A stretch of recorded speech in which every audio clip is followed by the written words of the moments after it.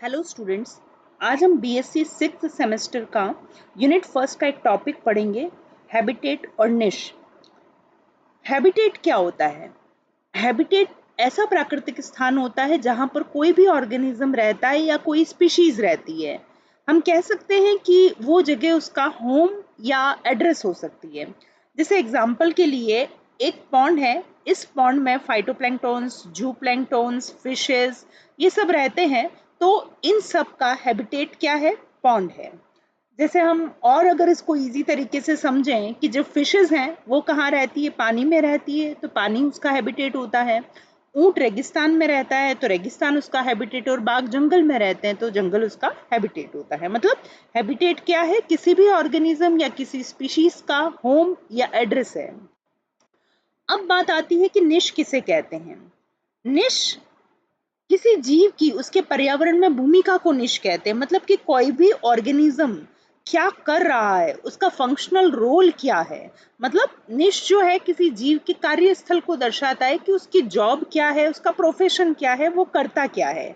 जैसे कि कोई ऑर्गेनिज्म क्या खाता है, कहाँ रहता है, कैसे जिंदा रहता है, दूसरे जीवों से उसका रिलेशन कैसा है।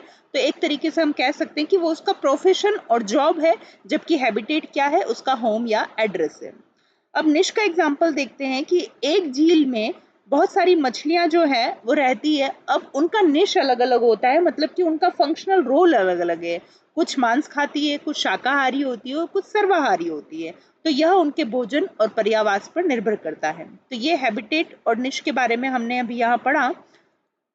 अब सबसे पहले निश के बारे में ग्रीनेल ने 1917 में बताया था और निश शब्द का प्रयोग किया था। उन्होंने बताया था कि जीव के निवास स्थान यानी सूक्ष्म पर्यावास को दर्शाने के लिए निश शब्द का प्रयोग किया गया।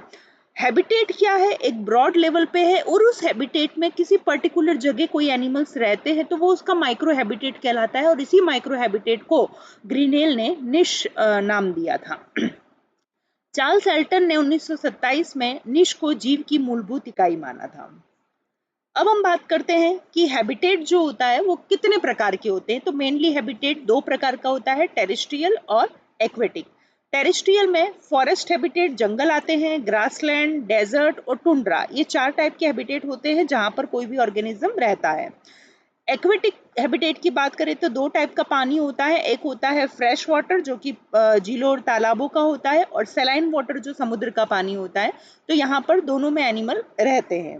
तो मेनली दो टाइप के हैबिटेट हुए, टेरेस्ट्रियल एंड एक्वेटिक। हचिंसन ने इकोलॉजिकल निश को दो प्रमुख प्रकार में वर्णित किया था। उसमें पहला आता है फंडामेंटल निश। फंडामेंटल निश जो होता है वो क्या है कि किसी जीव के लिए वे सभी पर्यावरणीय परिस्थिति या संसाधन और स्थान जहां वो बिना किसी प्रतिस्पर्धा या शत्रु के जीवित रह सकता है और प्रजनन कर सकता है, उसे फंडामेंटल निश कहते हैं। कहने का मतलब वो जीव की पूर्ण क्षमता को बताता है, और वहां उस जीव को कोई रोकने वाला नहीं होता है, ना ही किसी प्रकार का कोई कंपटीशन होता है। वो जितने बड़े क्षेत्र और परिस्थितियों में रह सकता है वह उसका फंडामेंटल निश होता है। जैसे कोई पौधा है, अगर उसको प्रॉपर टेम्परेचर, पानी और लाइट मिल रहा है तो वो अच्छे से ग्रो करेगा और बहुत बड़े क्षेत्र में वो उग सकता है। तो वो उसका फंडामेंटल निश कहलाता है, क्योंकि वहां पर उसका कोई कंपटीशन नहीं होता है और उसको सारी जो इकोलॉजिकल कंडीशन है वो उससे प्रॉपर मिलती है।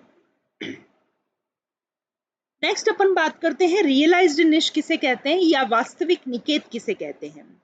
जब कंपटीशन भी हो, प्रेडेशन का भी खतरा हो, कोई डिजीज भी लग सकती है, तो उसके कारण जीव वास्तव में जिस सीमित क्षेत्र या परिस्थितियों में रहता है उसे रियलाइज्ड निश कहते हैं। जैसे अपन ने एक एग्जांपल लिया है यहाँ पर कि एक पक्षी कई प्रकार के पेड़ों पर रह सकता है, लेकिन वो रहता तो केवल कुछ विशेष पेड़ों पर ही है। रह तो बहुत पे सकता है, लेकिन रहता कहाँ पर है? कुछ विशेष पेड़ों पर ही रहता है। तो ये उसका क्या हुआ? रियलाइज्ड निश हुआ। और जो संभावना है कि वो बहुत सारे पेड़ों पर रह सकता है वो उसका फंडामेंटल निश हुआ। लेकिन क्या होगा कि अगर वो सब पेड़ों के अलग अलग पेड़ों पर वो रहेगा तो उसमें कंपटीशन होगा, तो वो अपनी एक जगह बना लेते हैं। तो दूसरे पक्षियों में प्रतिस्पर्धा के कारण वो केवल कुछ विशेष पेड़ों पर ही रहते हैं, ये उसका रियलाइज्ड निश कहलाता है। तो जीव वास्तव में जहां रहता है और जो कार्य करता है वही उसका क्या होता है? रियलाइज्ड निश होता है। दोनों के बीच में अगर अपन डिफरेंस देखें तो फंडामेंटल निश संभावित निवास क्षेत्र है कि मतलब जीव कहाँ कहाँ रह सकता है, और रियलाइज्ड निश जो है वो क्षेत्र है जहां पर वो वास्तव में रहता है। फंडामेंटल निश में कोई कंपटीशन नहीं होता है, रियलाइज्ड निश में कंपटीशन होता है। फंडामेंटल निश का आकार बड़ा होता है, रियलाइज्ड निश का आकार छोटा होता है। इसकी प्रकृति सैद्धांतिक होती है और इसकी वास्तविक होती है। इसका उदाहरण जीव जहां रह सकता है वो फंडामेंटल निश, और जीव वास्तव में जहां रहता है वो होता है रियलाइज्ड निश। अब आप देख सकते हैं यहाँ पर फंडामेंटल निश जो है वो रियलाइज्ड निश के कंपैरिजन में बड़ा है। फिर हचिंसन ने कार्य के आधार पर निश के प्रकार बताए थे, जिसमें पहला जो था वो स्थानिक पर्यावास या स्पेशल निश या हैबिटेट निश होता है। इस निश का संबंध किसी जीव द्वारा घेरे गए भौतिक स्थान से है, मतलब एक ही हैबिटेट में अलग अलग जीव अलग अलग स्थानों का उपयोग करते हैं ताकि क्या हो, कंपटीशन कम हो, या फिर जीव अपने हैबिटेट में किस स्थान पर रहता है वो उसका क्या होता है, हैबिटेट निश या स्पेशल निश कहलाता है। जैसे अपन एक एग्जांपल लेते हैं कि यहाँ एक मिलीपिड है, जो मिलीपिड है वो उसका हैबिटेट यहाँ पर ओक ट्री है। अब मिलीपिड जो है वो अलग अलग जगह रह सकती है। ये वाला जो पार्ट है जिसे हम कहते हैं बार्क सरफेस, ये पेड़ की छाल वाला भाग है, वहां पर मिलीपिड्स रह सकती है। और ये जो पार्ट है जहां पर क्या होता है, पत्तियों का कचरा गिरता है और वहां पर मिट्टी भी होती है, तो कुछ मिलीपिड्स जो होते हैं वो ट्री के बेस पर रहते हैं। तो आपने क्या देखा कि हैबिटेट तो क्या है ट्री, लेकिन ट्री में ये अलग अलग जगह रह रहे हैं। तो हमने जो हैबिटेट निश की डेफिनेशन पढ़ी है कि एक ही हैबिटेट में, यहाँ ट्री क्या है, हैबिटेट, एक ही हैबिटेट में अलग अलग जगह, कुछ यहाँ रह रहे हैं कुछ यहाँ रह रहे हैं, तो अलग अलग स्थानों का उपयोग किया जाता है ताकि क्या हो, कंपटीशन कम हो, या फिर अपने हैबिटेट में किस किस स्थान पर ये रह सकते हैं वो उसका क्या कहलाता है, हैबिटेट निश या स्पेशियल निश, या फिर स्थानिक निश भी हम उसे कहते हैं। अब जैसे अपन एक एग्जांपल और ले सकते हैं कि जैसे एक कोई पॉन्ड है, उसमें अगर अपन इंसेक्ट की बात करें तो वो पानी की सरफेस पे रहते हैं, और मछलियां गहरे पानी में रहती है, और मेंढक कहाँ रहते हैं, किनारे पे रहते हैं, तो अलग अलग जगह है उनके, तो इसलिए हम इसे कहते हैं हैबिटेट निश। ओके। दूसरा होता है ट्रॉफिक निश, जिसे अपन पोषण निकेत भी कहते हैं। यह किसी जीव की पोषण स्थिति या खाद्य स्तर को संदर्भित करता है, मतलब किसी जीव के भोजन और भोजन प्राप्त करने के तरीके को दर्शाता है कि जीव क्या खाता है और वो किस स्तर का उपभोक्ता है, और खाद्य श्रृंखला में उसकी क्या भूमिका है। ठीक है। अब यहाँ पर आप एग्जाम्पल देख सकते हैं कि यहाँ पर डार्विन की फिंचेस का एग्जाम्पल दिया गया है। आप लोगों ने पहले कभी पढ़ा होगा कि साउथ अमेरिका में एक गैलापागोस आइलैंड है, वहां पर पक्षियों की अलग अलग प्रजातियां रहती हैं। तो यहाँ पर ये फिंचेस की अलग अलग प्रजातियां हैं, जिनकी जो चोंच की शेप है वो अलग अलग है, क्योंकि उनकी फीडिंग हैबिट्स अलग है। अब यहाँ पर इसका फूड क्या होता है, ये जो है मेनली क्या खाती है, कठोर बीज जो है उनको तोड़ करके, उनको इसको तोड़ के खाना होता है, इसलिए इसकी चोंच जो होती है वो कैसी होती है, शॉर्ट, थिक और स्ट्रॉन्ग बीक होती है। और ये कैसे फीड करती है, ये कैक्टस, नेक्टर, फ्रूट, सीड्स ये सब खाती है। तो इसको क्या होता है, इनको पियर्स करना होता है, इसलिए ये कैक्टस को पियर्स करेगी और उसका नक को उसके नेक्टर को सक करेगी, इसलिए इनकी जो बीक होती है वो लॉन्ग और पॉइंटेड होती है। जबकि वार्बलर फिंच में आप देखेंगे कि वो इंसेक्ट्स को खाती है, तो यहाँ पर इसकी जो बीक है वो थिन और पॉइंटेड होती है। इसकी कैसी होती है, ये भी इंसेक्ट्स और लार्वी को खाती है, तो स्लेंडर स्लाइटली कर्व्ड बीक होती है, मतलब थोड़ी मुड़ी हुई चोंच होती है। और इनकी जो बीक होती है वो स्ट्रांग होती है और चीजल लाइक होती है। तो ये क्या करती है कि वुड के अंदर से इंसेक्ट को निकाल निकाल के खाती है, उसको जैसे ठपकार करके उसके अंदर से इंसेक्ट निकाल के खाती है, तो इसको वुड पिकर फिंच कहते हैं। तो इन सब की फीडिंग हैबिट्स अलग अलग है, ये सब अलग अलग फूड खाती है, इसलिए इसकी चोंच भी कैसी है, अलग अलग प्रकार की है। तो जो सीड्स खा रही है उसे हम ग्रेनिवोर बोल रहे हैं, जो नेक्टर को ले रही है उसे नेक्टर फीडर और फ्रूट ईटर बोलते हैं, जो इंसेक्ट्स खा रही है उसे इंसेक्टिवोर बोलते हैं, और जो हवा में उड़ने वाले पक्षी कीटों को खाती है उसे आर्बोरियल इंसेक्ट फीडर बोलते हैं, और ये वाली जो होती है टूल यूजिंग इंसेक्ट फीडर होती है। तो हमने देखा कि इनका रोल क्या क्या है, सबका रोल अलग अलग है। और फूड चेन में इनकी पोजीशन क्या है, ये हर्बीवोर की कैटेगरी में आती है, ये भी हर्बीवोर की कैटेगरी में, ये सेकेंडरी कंज्यूमर, ये सेकेंडरी कंज्यूमर और ये सेकेंडरी कंज्यूमर में आती है। तो हमने अभी यही पढ़ा था कि कोई जीव क्या खाता है और कैसे खाता है और उसकी फूड चेन में क्या स्थिति है, वो कौन से लेवल का मतलब देखे जाए तो कौन से लेवल का प्रोड्यूसर है या कंज्यूमर है, तो ये सब ट्रॉफिक निशे में देखा जाता है। अब ट्रॉफिक निशे को हम बात करें कि जैसे यहाँ पर एक फूड चेन आपको दिखाई गई है, हिरण घास को खाता है और ये हिरण शेर के द्वारा खाया जाता है। तो यहाँ पर ये ग्रास क्या है, प्रोड्यूसर, और इसको सबसे पहले कौन खा रहा है, हिरण, तो ये हो गया इसका प्राइमरी कंज्यूमर। और हिरण किसके द्वारा खाया जा रहा है, शेर के द्वारा खाया जाता है, तो शेर जो होता है वो द्वितीयक या तृतीयक उपभोक्ता कहलाता है। जब ये मर जाता है तो इसको कौन खाता है, वल्चर खाता है। तो वल्चर कैसा हो गया, टर्शरी कंज्यूमर हो गया। जब अब ये जो वल्चर मर जाएगा उसके बाद डिकम्पोजर्स होंगे, वो इसके शरीर को छिन्न भिन्न करेंगे। तो इन सब की अपने अलग अलग ट्रॉफिक लेवल पर इनका अपना अलग अलग रोल होता है, इसे हम ट्रॉफिक निश बोलते हैं। सबसे लास्ट आता है हाइपर वॉल्यूम या मल्टी डायमेंशनल निश। इसकी अवधारणा जी एवलिन हचिंसन ने दी थी। इनके अनुसार किसी जीव का निश केवल उसका रहने का स्थान या हैबिटेट नहीं होता है, बल्कि उसके जीवन को प्रभावित करने वाले कई पर्यावरणीय कारकों का संयुक्त क्षेत्र होता है। इसे मल्टी डायमेंशनल निश कहते हैं। मतलब कि किसी जीव की निश केवल एक ही कारक से नहीं बनती है, बल्कि कई पर्यावरणीय कारक के संयुक्त प्रभाव से बनती है।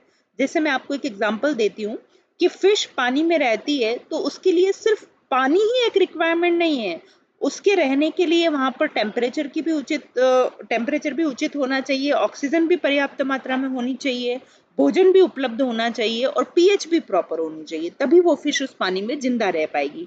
तो यहाँ पर एक फैक्टर नहीं है, बहुत सारे फैक्टर्स हैं या बहुत सारे डायमेंशंस हैं उसके निश के लिए। अब दूसरा लेते हैं कि मेंढक के निश में कई डायमेंशंस होते हैं, जैसे कि वो जहाँ रहता है वहाँ पानी होना चाहिए, अधिक नमी होनी चाहिए और उसका भोजन के लिए कीट होने चाहिए, वर्षा ऋतु में प्रजनन कर सके इसलिए वहां पर बारिश भी होनी चाहिए, मध्यम तापमान होना चाहिए। तो इन सभी कारकों का संयुक्त प्रभाव उसका मल्टी डायमेंशनल निश बनाता है। अब हम हैबिटेट और निश में डिफरेंस देखते हैं कि हैबिटेट एक भौतिक स्थान है, जबकि निश जीवों द्वारा की जाने वाली एक गतिविधि या क्रिया है जहां पर वो अपना फंक्शनल रोल प्ले कर रहा है। ये स्पीशीज स्पेसिफिक नहीं होते हैं, ये स्पीशीज स्पेसिफिक होते हैं। मतलब कि यहाँ पर आवास प्रजाति विशिष्ट नहीं होते हैं, यहाँ बहुत सारी प्रजातियां रह सकती है और यहाँ पर कोई विशेष प्रजाति रहती है। हैबिटेट में कई निश हो सकते हैं और इसमें और कोई घटक नहीं होते हैं, इसे और विभाजित नहीं किया जा सकता। ये एक समय में कई प्रजातियों का समर्थन करते हैं क्योंकि हैबिटेट में बहुत सारी स्पीशीज रह सकती है और ये एक समय में एक ही प्रजाति का समर्थन करता है। मतलब निश में एक टाइम में एक ही स्पीशीज रह सकती है। यह एक अप समुच्चय की तरह है, ये एक उप समुच्चय की तरह है। मतलब हैबिटेट में ही निश होता है। हैबिटेट के एग्जाम्पल रेगिस्तान, महासागर, जंगल, नदियां और पहाड़ है और निश आवास का ही एक भाग है, हैबिटेट का ही एक भाग है। निश का महत्व, ये जीव की भूमिका को स्पष्ट करती है। निश यह बताता है कि कोई भी जीव इकोसिस्टम में क्या कार्य करता है। जैसे कि मधुमक्खी है तो वो परागण का काम करती है, केंचुआ मृदा को उपजाऊ बनाता है। दूसरा, निश कंपटीशन को कम करता है कि अलग अलग स्पीशीज अलग अलग निश अपना करके संसाधनों का उपयोग करती है, तो क्या होता है उनकी रिक्वायरमेंट अलग अलग होती है जिससे उनके कंपटीशन कम हो जाता है। जैसे अपन ने फिंचेस का देखा था, उन फिंचेस की फीडिंग हैबिट्स अलग अलग थी, इस कारण से क्या था, उनके बीच में कोई कंपटीशन नहीं था। नेक्स्ट हम बात करते हैं जैव विविधता बनाए रखने में सहायक। जब अलग अलग जीव अलग अलग निश में रहते हैं तो बहुत सारी स्पीशीज एक ही इकोसिस्टम में साथ रह सकती है, तो इस प्रकार से बायोडाइवर्सिटी को भी मेंटेन करता है। फिर आता है एडेप्टेशन और इवोल्यूशन को समझने में मदद। निश के अनुसार जीवों में एडेप्टेशन विकसित होती है, जैसे कि हमने देखा ही था कि जो डार्विन की फिंचेस थी उनकी फीडिंग हैबिट्स अलग अलग थी, इसके कारण उनके अंदर एडेप्टेशंस विकसित हुई, उनकी चोंच का शेप अलग अलग हुआ। तो निश के कारण क्या होता है कि एडेप्टेशन को समझने में मदद मिलती है, साथ ही इवोल्यूशन को भी समझने में मदद मिलती है। इकोसिस्टम की स्थिरता को भी बनाए रखता है निश, क्योंकि हर जीव अपनी निश के अनुसार कार्य करता है जिससे इकोसिस्टम का बैलेंस बना रहता है।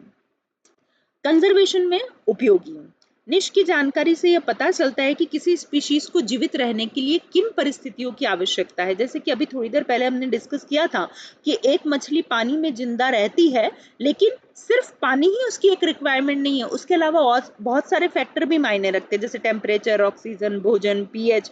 तो उस निश के द्वारा ही तो हमको ये पता चलता है कि किसी स्पीशीज को जिंदा रहने के लिए किन परिस्थितियों की आवश्यकता होती है। तो अगर हमें पता चल जाता है कि उसको इन परिस्थितियों की आवश्यकता होती है, तो इससे क्या होता है कि जो स्पीशीज खतरे में है तो उनके कंजर्वेशन में हमको सहायता मिलती है। तो निश जो है वो कंजर्वेशन में भी उपयोगी होता है या संरक्षण में उपयोगी होता है। फिर हम बात करते हैं कॉम्पिटिटिव एक्सक्लूजन प्रिंसिपल की, जो गॉस ने दिया था, और इसलिए हम इसे गॉस प्रिंसिपल्स भी कहते हैं। इन्होंने ये बताया था कि अगर दो स्पीशीज एक ही रिसोर्स के लिए और एक ही निश में प्रतिस्पर्धा करती है तो लंबे समय तक दोनों साथ नहीं रह सकती है। अंततः एक स्पीशीज दूसरी को उस स्थान से बाहर कर देती है। मतलब जैसे कि अपन एक एग्जांपल लें, अपने को समझने के लिए अपन एक एग्जांपल ले सकते हैं कि जैसे कुत्ते को हमने रोटी डाली और वहां पर दो कुत्ते हैं, तो दोनों कुत्ते वहीं रह रहे हैं, उनका निश सेम है, उनका फूड भी सेम है, तो वो क्या करेंगे, दोनों आपस में झगड़ा करेंगे उसको खाने के लिए। तो उसमें से एक खा पाएगा, एक नहीं खा पाएगा, क्योंकि दूसरा जो कमजोर है उसको स्ट्रांग वाला क्या करेगा, भगा देगा। तो अगर लंबे समय तक दोनों साथ रहे तो जो स्ट्रांग है उसको फूड मिल जाएगा, लेकिन जो बेचारा दुर्बल है वो क्या करेगा, वो उसको फूड मिल ही नहीं पाएगा। तो लंबे समय तक वो दोनों साथ नहीं रह सकते, एक स्पीशीज दूसरे को उस स्थान से बाहर कर देती, तो वो वहां से चला जाता है। ठीक है, तो इन्होंने एक एग्जाम्पल के थ्रू बताया था गोज ने, जिसमें पैरामीशियम की दो स्पीशीज का इन्होंने कल्चर किया था। इसमें एक स्पीशीज थी पैरामीशियम ओरिलिया और दूसरी थी पैरामीशियम कॉर्डेटम। उन्होंने देखा कि जब इन दोनों स्पीशीज को साथ में कल्चर किया जाता है तो क्या होता है कि इसमें जो अधिक सक्षम होती है वो तो बढ़ती है। जैसे कि ये रेड वाला है वो पैरामीशियम ओरिलिया है, तो इस केस में जब दोनों को साथ कल्चर किया जाता है तो पैरामीशियम ओरिलिया तो बढ़ता है, लेकिन पैरामीशियम कॉर्डेटम जो है वो नहीं बढ़ पाता है। लेकिन जब दोनों का अलग अलग कल्चर किया जाता है तो आप देख सकते हो कि रेड लाइन जो है वो भी बढ़ रही है और ब्लू लाइन भी बढ़ रही है। मतलब अगर अपन अलग अलग कल्चर करते हैं तो पैरामीशियम ओरिलिया और कॉर्डेटम दोनों बढ़ते हैं। तो इस वाले में क्या होता है कि अधिक सक्षम स्पीशीज तो जीवित रहती है और कमजोर स्पीशीज समाप्त हो जाती है या दूसरी निश अपना लेती है, वो दूसरी जगह चली जाएगी या समाप्त हो जाएगी। इसे अपन कहते हैं competitive exclusion principle. Thank you.